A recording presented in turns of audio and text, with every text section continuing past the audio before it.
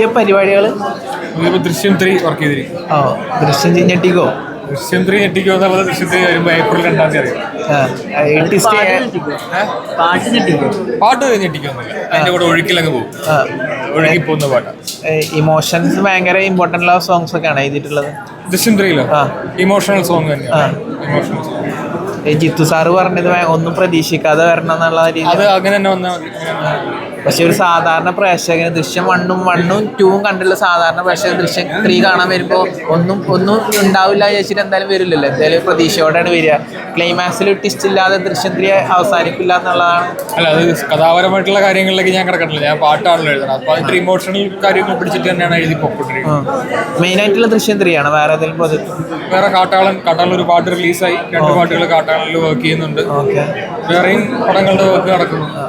റിലീസാവുന്നൊരു ഓർഡറിൽ ഞാൻ പറയാം. 2026 പൊളിക്കാനുള്ള പരിപാടിയാണ്. കാട്ടാളനും ദൃശ്യം 3യും വേറെയും നടക്കുന്നുണ്ട് ബ്രോ. ഇപ്പം അടുത്ത് എനിക്ക് തോന്നുന്നു കൺഫേംഡ് ആയിട്ടുള്ള റിലീസുകൾ പെട്ടെന്ന് ഓർമ്മ വന്നാൽ ഞാൻ എടുത്ത് പറഞ്ഞാൽ വേറെ വർക്കുകൾ നടക്കുന്നുണ്ട്. ദൃശ്യം 3യുടെ സോങ് പരിപാടികളൊക്കെ കഴിഞ്ഞാൽ ഇല്ല നടന്നുകൊണ്ടിരിക്കുന്നു. Thank you. അത് ഒഫീഷ്യലായിട്ട് ആവേശം 2 ഇതാക്കിയല്ലോ. അപ്പോൾ അതിലും ഇതേപോലെ ഇലുമിനാറ്റി പോലത്തെ ഒരു പാട്ട് എൻ്റെ അടുത്ത് വരെ എനിക്ക് കമ്മ്യൂണിക്കേഷൻ ഒന്നും കിട്ടിയിട്ടില്ല. വരുമായിരിക്കും.